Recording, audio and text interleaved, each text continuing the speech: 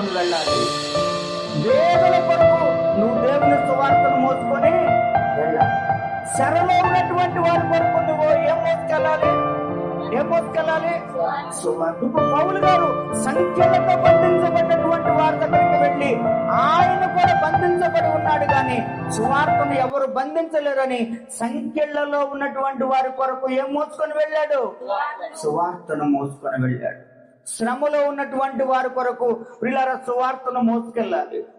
అన్ని ఉండి ప్రియులారా దేవుని సువార్త ప్రకటించడం ఇది గొప్ప విషయం కాదు.